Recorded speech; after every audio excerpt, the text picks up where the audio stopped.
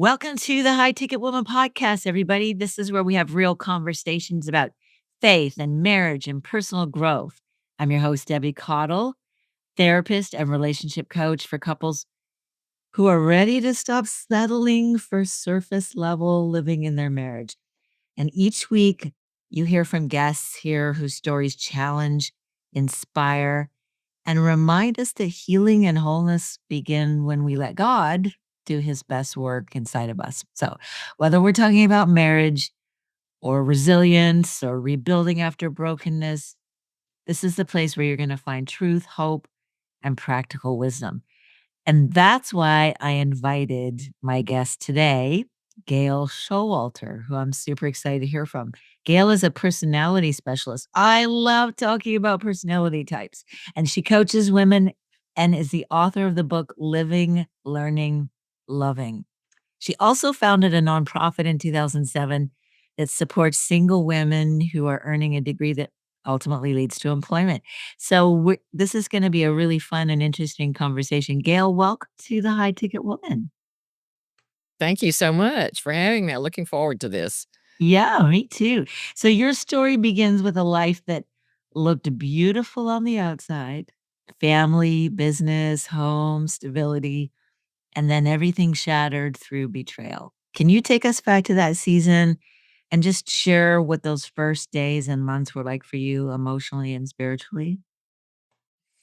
Well, that was a long time ago. Yes, our lives were idyllic. I mean, really, a dream home we had built with the money we had gotten from my father as a gift. My father and my brother had a business, a very promising business, and they had hired my husband to come in. We lived in Houston, and we moved with our first baby, and we came over here to Southeast Texas, and everything was going to be great. And it was pretty much typical textbook. I was at home taking care of 3 babies, wet sheets, wet diapers every morning, etcetera, etcetera. And he was in this new business, and he had this secretary. And the moment I saw her, I thought, "Uh-oh." She came to work with spaghetti straps and sundresses in a sports car, and I even had someone come to me from the workplace and tell me point blank, "She is after your husband." Mm, And that's the, typical story, but when it's happening to you, it doesn't seem typical.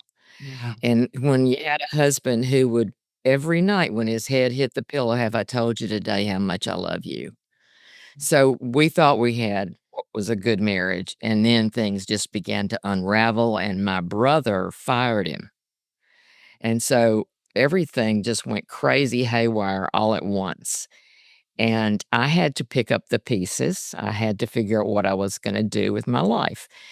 And I I think it took me a couple of years to get to a point of stability, and that's what I always tell listeners, you know, be gentle with yourself because these kinds of things are traumatic and they're life altering. Mm. And so be careful and be gentle with yourself. Um, I did that. I had to go back to school so that I could get a teaching certificate that would lead to employment. My teaching certificate was in theater and art. That's not the easiest job when you have 3 little kids. Yeah. So I had to get an English certificate to teach English, which you can almost always get a job doing, and I did. And that was the beginning of the journey back to a reasonable life. Mm. But the biggest change came when I went back to college with the kids, and we may get into that later, but that is kind of my backstory, and it is a backstory about which it's taken me a long time to understand and be grateful for the life I have. Well, can we jump into that backstory? Because I mean, going to college with 3 small children, that alone is a massive feat. What was driving you during that season? I am kind of a driven person, period, you know? Are you? I knew that I needed something to change. I Yeah. knew that I needed some adventure or something, Mhm. and, I also knew that here in Texas, if you want to increase your salary as a teacher, you have to get a higher level degree because that's how the structure is set up. The higher level your degree, the higher your income, which makes your retirement higher as well. And so I began to research it, and that's what I always encourage people to do is, when you have this little niggle in your brain about something and you think, well, maybe I could do this, research. And now you can research so much more easily than I could at the time. And so I learned that at the University of Texas, they had a degree that interested me, and they had a grant for returning older, they called it, students. You only had to be 23 to be an Oh, older. they said older?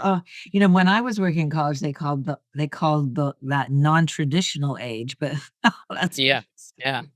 Well, I think this was a while back, and yes, they had some advantages for that, and that helped a great deal. So I went, but the thing that I need for people to understand is I didn't have housing. I didn't have a place for my children to stay. I wasn't accepted into the university's program yet. I was clueless. But Yeah. what I did have was I could take one little leap of faith at a time, Mm. and that's what I did. The first leap was to take the GRE. I hadn't taken a standardized test in 18 years, but you have to take that test to get into graduate school. And Mhm. so I studied and studied, and I took the test. I remember the day well, and I did okay. There were 3 levels on the test, 2 of them counted, the 3rd one didn't count. It was a study of a test of a test, and, I almost made the score I needed, except for about 3 points. Mm. Now, this is what I want people to hear, is that you could say, "Well, this isn't meant to be. I shouldn't be doing it." Yeah. That was not my attitude at all. There's an option, you could get some letters of recommendation, you could meet with the dean, you could enter on probation, la, la, la. So, I traveled another 4 hours back and forth to do this, and Wow. it was as simple as him stamping a stamp on a piece of paper and saying, "Sure, come on." And that was the first lesson that I learned that, sometimes you just have to take another step. Sometimes you just have to go a little bit further. So I got accepted, but I still didn't have a place to live. I, had a friend that worked there, and she put post up, on all the bulletin boards, somebody needing a housing for just 2.5 months of the summer, and, that went on for several weeks, but I knew I had to have a place for my children, and that was gonna be a dilemma. So because people told me, they said, "People hold those places in the summer. You're not gonna be able to get a place for 3 children just for that period of time." So I began this organization, this grant they had at the school gave me a list, 100 daycares in and around the city, and some of them were, yeah, very iffy, and some of them were very elite and very expensive. So I began to look, and I began to eliminate which ones I didn't think would work and which ones were too far away from the campus, etcetera. And finally, there was one downtown, and I thought, how can you have a good playground or anything downtown? It was a church. So I went to visit, and they had this gorgeous playground with these huge oak trees, and later learned that they had just received a national award for their playground. A Wow. old lady took me in, and she took me through everything. She showed me the cooks in the kitchen, she showed me everything, and then sat down with me and said, "Would you like for me to enroll your children?" And I'm just stunned. I said, "Well, I have 3 children." "Oh, yeah, I know." And so she enrolled my 3 children. into this church downtown Austin, and then I was still waiting. I was still waiting for housing because it was too late for me to get into what they call, family housing that's provided by the university. It Mhm. was the dates had already passed for that. So, we waited, and finally, like 3 days before I would lose all my deposits, Uh, I get a call from my friend, and she says, "I found you a place to live. A young lady is wanting to sublet her apartment just for the summer, and so she will be, leasing it," and it was a really reasonable price, and so I, excuse me, I, uh, I took the apartment. Now here's the thing that I want people who are people of faith to listen to this. I took those steps. I took one step not knowing I was gonna take the next step, not knowing what was gonna happen, and so we got that apartment, and those who know Austin would know that, where things are, but it was in the Clarksville area, which is an old, very nice area of Austin. It was in an apartment complex, mostly older people, but they had a swimming pool for the kids, and here's the other thing, half a block from that apartment was a bus stop. Now there is a shuttle bus that runs like a spider web all around Austin to and from places on campus. So there's a lot of stops and goes and so forth. But this shuttle bus that we caught at the corner went directly to the childcare church. no way. And I could get out. I had time to let the kids get settled. When I came out of the church, there were buses on both corners. And so within 10 minutes, there was a bus. And so I could get on one of the buses. Now, this is what I love. Those buses went, and keep in mind now, there's, I think, 43 acres of University of Texas. It's huge. And so I went on that shuttle bus directly to the front door of the education building where all of my classes were. That's amazing. And I tell people, I couldn't have orchestrated that.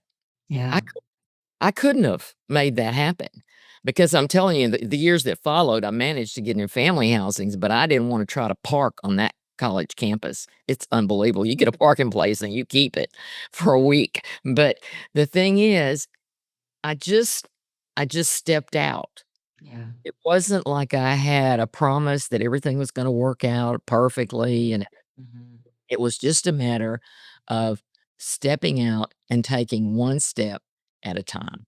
That's really what faith is, isn't it? Yeah, Not knowing how it's all gonna work out, but taking that first step forward. right. No certainty, I didn't know. Yeah. Yeah. I think so much of the time we want to know before we step out, we wanna know how it's all gonna work out, right? Oh, yeah. Because fear of the unknown can be so paralyzing. Yes. Yes. Yeah. So you got your master's degree. What was the next part of your journey from there? Um, well, I went back to work and the same job I had, and, things didn't get better, they just got worse. I was working in an old building that should have been condemned, I think, and I was teaching art in there, and I was traveling back and forth from 2 buildings, and the students were just getting worse, and my kids were pre-adolescent, my boys were just driving me nuts, and they had wanted to go live with their dad, they had been Mm. coaxed to come live with him, Yeah, yeah, and, so it was difficult. yeah. So, that summer the next summer, I did everything I could to get another job. I sent out resumes. I sent out 50 resumes, and I made phone calls, etcetera, and nothing happened. I didn't even get an interview, Mm. and I kinda knew what I was doing. I had done this before, but I did not get an interview, and school started, and I was under contract. You don't break a contract in August or September when you have Right. with the school.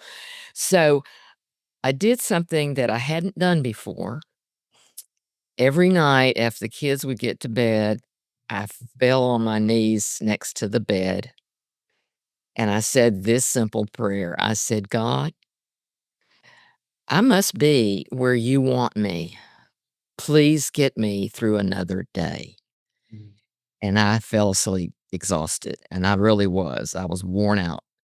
Mm. And so that went on for several weeks. October the 6th of that year, I find a little Post-it note in my box, and it says, "See me, Zach." It was from the superintendent, Mm. and all I could think about was everything I could be in trouble for.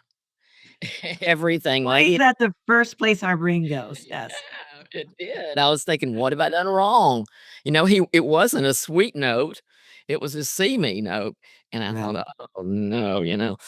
Well, my daughter was in high school at the time, and she was curious too, so I said, "Look, you have to stay in the car, you can't go in here."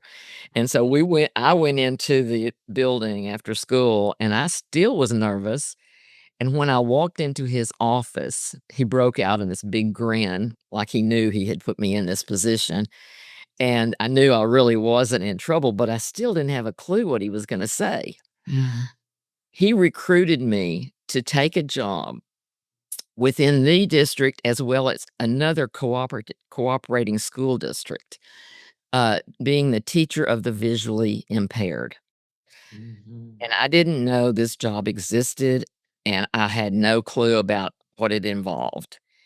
And Mhm. he was saying, "Well, do you have a certificate in special education?" And I said, he knew I didn't, but he knew too that I'd have to get one. And so I went and visited with the teacher that was leaving. I went and visited the students that she was serving, and it was quite a eye opener. It was Halloween, and some of these children were so disabled that they did not know they were alive, and yet their parents had dressed them up for Halloween. It was kind of spooky. And then I would go to another school and meet other students. So we had students that were what we called vanilla blind, meaning that was their only disability. Mm. But then there were these other children who had multiple disabilities, not something I was ever prepared for. And so it took a while. I spent I remember my mother kept my children so I could go. We live near the beach. I could go down to the beach and spend the night and pray. And I spent that weekend praying. Even though in my heart of hearts, I knew this was a calling, I knew this was something seriously pulling me in this direction, but Mhm. I also knew this was gonna be really difficult. Yeah. So I did accept that position. My boys did go live with their dad the very day that I started this job in January. Mm. That was all at this within a few months, and I had to learn on the job. And I also learned later that I was the only one ever allowed to take this position without a certificate. Wow. My s administration had stood up for me. Yeah. I did have to go back to college. I did have to do a lot of online work, and there was a lot of stress involved. Can imagine. Did you work specifically with visually impaired students? I And did. obviously you learned Braille. I did. Wow. And, those students, 3 of them I'm writing about today. They're grown women, each with their own lives, each very different, but they are my heroes. Yeah. I watched them go through things that most sighted people would just crumble. Most people would never be able to handle some of the stuff these kids handled Mhm. and, and still are handling, you know? Um, Great experiences, wonderful stories that built me up and taught me how to have more courage and live a life of faith that these girls just amaze me. Now, there were some other students, lots of other students, and finally the load got too heavy and I became ill and I had to quit, and I really didn't want to, but I didn't have much choice. Yeah. Uh, I did stay in touch with a few of those kids, and now, like I said, they're grown. You're grown. Let's step back into just the role of being a single mom. What do you wish the world understood about single moms that often gets overlooked?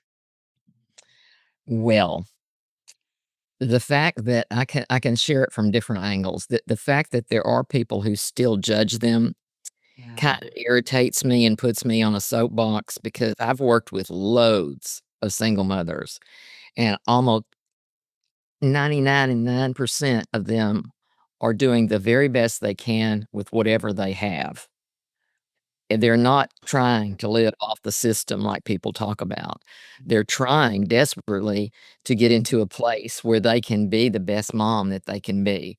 And my situation was I knew that my situation was better and that excuse me, I had a degree, I could get a job, I could get insurance for my kids, and I did get some, child support.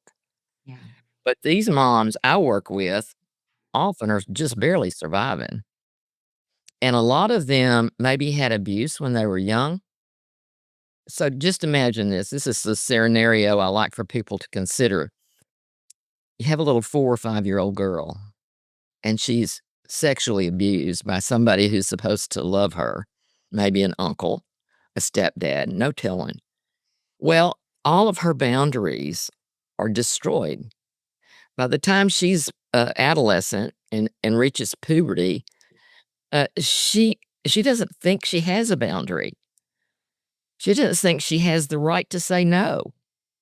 And some guy comes along and tells her how pretty she is and how great she is and all this, and the next thing she knows, she's pregnant.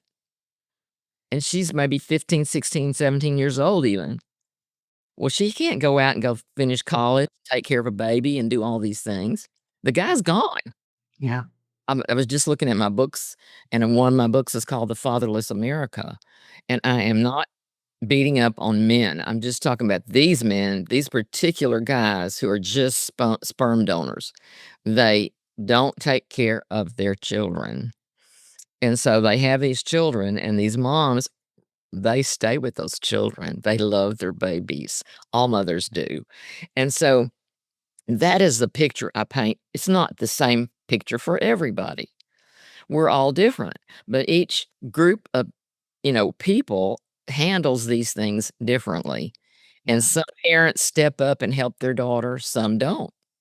Yeah. And so these women want to feed their children. They want to do the best for their children. But the women that we work with need to have some sort of degree. Now, I have a disclaimer because I'm not a person that thinks everybody has to have a college degree. Right. Yeah. Yeah. My children don't have college degrees. They're doing just fine. But Mhm. the thing is, if you're a single mother, you have to have something, some kind of credential that where you can go and get a job with some insurance that leads, to a substantial lifestyle. Mhm. And as I worked with moms and I coached moms, I realized it was those women who were managing. It was the women who didn't have anything that needed some help. So as a part of my organization and other organization I'm in, I do everything I can to help these moms get past that point. Mhm. And we have some great moms out there from Yeah. this effort. So you didn't set out to create a nonprofit. I know you just wanted to give single moms a break. What was the spark that turned a simple act of compassion into what has eventually become your organization, Single Moms Empowered? Well, I think I just kept feeling this nagging that of what I had been through for 16 years Yeah. and how lonely I was and how great my sisters were when they helped me out, you know? And so I thought, "What can I do?" And I have a really nice home, and I thought, "Well, I'm just gonna have some events for single moms." So we started having queen for a day kind of events for single moms, bring them in, serve them breakfast, give them Wow. a massage, let them have their nails done, whatever, just Yeah. and give them presents and that sort of thing, and I had a lot. Were these women you knew, or how did you find these women? It was just people ask that question. It was just amazing. It just kinda started happening. People knew I knew people, made connections with people, and one church I made connections with, they Mhm. had a single mom group, and one thing led to another, and we never did big groups, small groups, but then we started having overnight retreats in this wonderful retreat center, and that was great, and, of course, for those, we could have as 50, 60 women. And they were wonderful, and they were very spiritual, lots of prayer and lots of counseling and that sort of thing. But finally, after about 6 years, it came to mind that what we're doing is nice and it's good, and I tried to get people to replicate it. But Mhm. the thing that really was happening was they weren't getting a situation that was gonna make any difference 6 months from now, Yeah. a year from now. And then I knew that it had to be the education arm, and that's when we established nonprofit status and we started very small. There's a scripture that says, "Do not despise small beginnings." Well, I've always remembered that because we started with one woman who is now a social worker, and Wow. she was a grandmother. She had started many times and had to quit, but she was very motivated. And so then we had her, then we had a girl in business. We had we've had 2 or 3 licensed vocational nurses. We have had a police officer. We've Wow. got a dental hygienist. And so, it's just a blessing to watch these women, Yeah.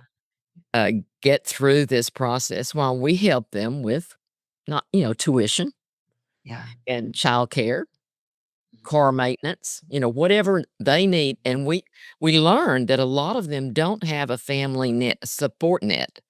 They may be from families whose members didn't go to college and don't understand the drive to go to college, and yet we provide that. We give them mentorship, encouragement, and guidance, and it's been a blessing. I just love it. And I can tell because it just you come alive when you're talking about it. It's obviously something you feel very passionate about. What are some of the most common struggles that you see amongst single moms? And what tools or strategies have made the biggest difference for them? Well, of course, finances are always the biggest problem. Yeah. Because like I said, most of them don't get good child support. Very few of them get good child support. And so just financial, uh, dilemmas, trying to, keep an automobile running. Yeah. Yeah, I have a I whole. imagine you had to cut really, create a network of community services, you had to get really knowledgeable about the community services available. Yes, yes. Yeah, We use community services, and yeah, we try everything we can to get our moms to not be afraid to ask for help, yeah, because that's one thing that there is a stigma, they don't wanna ask for help. yeah. Why do you think that is? Just shame, embarrassment? Yeah, embarrassment, shame, this feeling like I shouldn't be in this position. Yeah, And so we do what we can to break through to that, and we do what we can to keep them from having to get into government assistance. If they need help with groceries, if they need help with rent, then we help with that. And since we are not a huge organization, we have donors that will mhm, help with things like this. mhm, There are some large organizations that do more than this, but ours is small. And we may keep it that way. It's very intimate, very mhm. personal, and each one is different. We do not treat them as if we've got a cookie cutter system where every Yeah, mom, because every mom has different needs. yeah, Some moms have one child and all they need is childcare. yeah, They have everything else taken care of. yeah. But we had one mom that was trying to get through licensed vocational nursing, and she had 5 children, Wow. and she wasn't getting the help she needed, and so we did what we could to help her get through, and she got through. Well, keeping it small, I guess, I imagine, allows you to really get to know each of the women and for them to really feel nurtured and cared for. You can get lost in a bigger organization. You can start to feel like you're just, a number. Yeah, the president of our board is the one that has recently told that she really likes to keep it intimate like this. Mhm. But it's also hard, you have to have leaders that are committed. And Right. most of the committed ones either have been a single mom Mhm. or they are a single mom. It's Mhm. still difficult for most people to completely identify with what it's like to go home every night knowing you've gotta figure out some way to feed your kids and make sure they have clean underwear for the next day and whatever. Yes. Yes. And it's relentless. It doesn't just it's not just for a short period, it's relentless. Yeah. So I like doing this, and I always say if there are listeners that want to do something like this, or if they're single moms themselves and they wanna go to school, there are some grants that I'm familiar with in the United States as well as Canada that I could connect them with. So, pardon me, I think that, anything I could do, I'm ready. Yeah, we definitely wanna connect women out there who need you and help them find you for sure. What are some of the first steps a single mom can take when she just feels like she's drowning in responsibilities and, emotionally exhausted? First of all, be gentle to yourself. You Mhm. know, don't try to live the same life that you had been living if you were married, things were all taken care of and the bills were paid. Don't try just take one baby step at a time and set some goals, but make those goals very doable, smart, reasonable. And nowadays, it's at the end of your fingertips. Any information you need, you can get. There are loads, of organizations out there and people that will help you. But here again, you have to be willing to ask for help. And Yeah. but to be kind to yourself, be gentle to yourself, and give yourself some time to readjust the situation Mhm. and write. Keep journals, write down, okay, next year at this time, I want to be doing X, Y, Z, whatever. And it gives you something to look forward to. We all need stuff to look forward to. And that helped me as a single mom Yeah. to, okay, I can't handle this week. Maybe I can't get through this meeting that I have to go to or this parent conference or whatever, but I can do this and this and this. And Mhm. then don't go running around looking for another man because until you've done a complete autopsy on that previous relationship. Good word, autopsy, yes. Yeah. Do a complete autopsy on that relationship before you dive into another one. I'm writing that down, I love that. Autopsy of the previous relationship, that's awesome. Okay, let's sort of transition a little bit because you're an author also, you were talking about journaling. You began writing inspirational stories that really have eventually become part of your career path. How has writing helped you process your own pain and give hope to others? It's very cathartic. You have an opportunity to kind of relive something. Mhm. And sometimes I'll go back and read something I've written ages ago and rethink that whole process again. So, but besides the fact that I read a lot of inspirational stories that really helped me, Ye mostly, Christian ones, mostly from guideposts or books like that. And those inspired me. And I thought, well, maybe I can write up, this. And so I began writing of the various experiences that I've had. I have 2 or 3 that are really good. In fact, most people can download those for free on my website. There are, maybe 4 or 5 stories there that have been published, and I find that is a way when you see it written down on paper, even if you type it on a word processor, it's a part of you that you're laying out for the world to see, and maybe something you have lived through will give another person some inspiration. Yeah. I think the scripture is in 2 Corinthians 1 where it says, "We go through our troubles in order to be able to go along with someone else who in the future who needs have ha to have to have our experiences, you know, to carry our experiences alongside of them." It's Yeah. like a pathway. I'm not saying that very well, but, it's Yeah. the idea that what we live through, our testament to it, can help other people going through it. Yeah. I mean, I think that's what it's all about, right? Everybody goes through everybody has their own story of suffering. Why does God allow that? I think in part he allows it for you to pay it forward and help somebody else Yeah. from what you've how you've grown out of it. So, I mean, I'm a big I'm a big believer in that. How many so you've written books? I've been in books. I've written this one book, and then I have a booklet that's on my website that I give away called ABCs of Wisdom, and you can see all of that on the website. And she's holding up her book for those of you who are just listening. Living, Learning, Loving, and that's available on your website? They can hit a link on the website, and I Okay. am, giving away some copies. I'm shipping some copies until I run out, which, I mean, it's gonna be I've got a lot of books.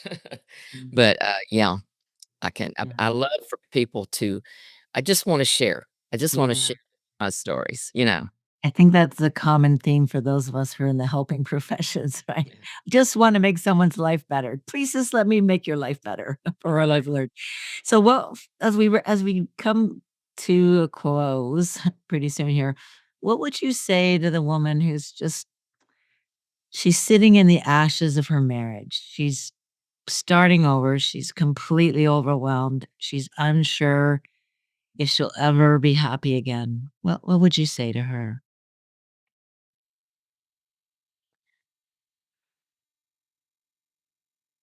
I would say that there are some of us who have been there, Yeah, and we know that feeling, yeah, and we know that despair, and we are here to help hold your hand and get you through this period of your life. yeah. So reach out. Yeah, Which I think that's a really good segue to, like, all the things that you do. So you have your nonprofit, but you also coach women? I do. I'm not coaching very many right now, but I am a life coach, yes. Okay, and you specialize in personalities?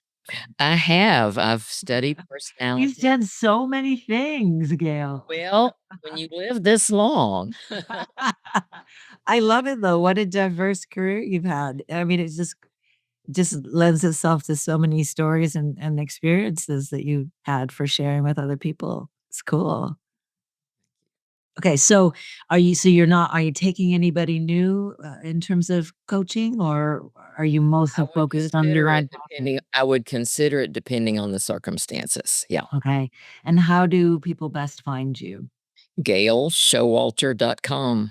Okay, just your name. Mhm. Perfect. And then there's a different website for the nonprofit, correct? Yes, singlemomsempowered.org. And they also have, um, a setup on Facebook, and if you can't find it anywhere else, you go on Facebook and you can get to it through that. Mhm. Okay, cool. So we'll be sure to put both of those in the show notes. Gail, this, I mean, I think I could sit here and talk with you forever. You have so many, I mean, just think about what we've covered today. You infidelity, starting over, transitioning from marriage to single life, going back to school as a single mom, becoming a special ed teacher and specifically, vision impaired students and learning braille of all things. And then becoming an author and, starting a nonprofit and being a coach. You've lived this amazing life. And I think what I really want listeners to hear is that, when your husband cheated on you, you had no idea that this would be how your life turned out. And I know you're remarried, so you are no longer single. How long have you been remarried, by the way? Almost 30 years now. Okay, so Let's see, I've been around a while. for those of you who are listening, um, your life this whatever you're going through right now, if your marriage has just ended, this is a new beginning, and it may not feel like it right now. It might feel like a death. You might have no idea what tomorrow is gonna be like, but as Gail, I think, has so eloquently said, "One step forward." 1 step forward, and then tomorrow, 1 more step. Gail, thank you so much for being here today. I think there's just so many pearls of wisdom in what you have shared today. This was really awesome. Thank you, I appreciate the time. I do. Yeah, no, this was really, really great. All right, everybody, that brings us to the end of today's podcast. So, if you are if you're going through what Gail has gone through, if this really resonates for you, then reach out to Gail. And if you're a single mom who needs help, who needs resources, and you live in the southeast part of Texas, because I'm assuming it's localized, but Texas is a big place. So those of you who need her services, do you provide any online services, Gail, for people who are outside of Texas? Not really, no, but I do, reach out and give them avenues and ideas, places to go. Yeah. Okay. Cool. So it's still worth getting in touch with the organization to be hooked up with resources in your area. So we'll put all of this in the show notes for you to reach out to her. And if you enjoyed this episode, I always say this, please share this with somebody. Please pass it forward. Please subscribe and leave a review, because this is how this gets spread out. This is, how we support each other. It helps more women and couples find hope and truth and encouragement, and we need more of that in this world. So, now, as far as your marriage goes, if you're ready to make sure that your marriage doesn't just survive but truly blooms, check out my website, debbiecuddle.com/marriage and bloom. Because remember, transformation begins when you stop waiting for things to change and you start tending the garden that God's already given you. So, as I always say, you don't have to be perfect. You just have to stay teachable. Thanks for joining us today. We'll see you next week.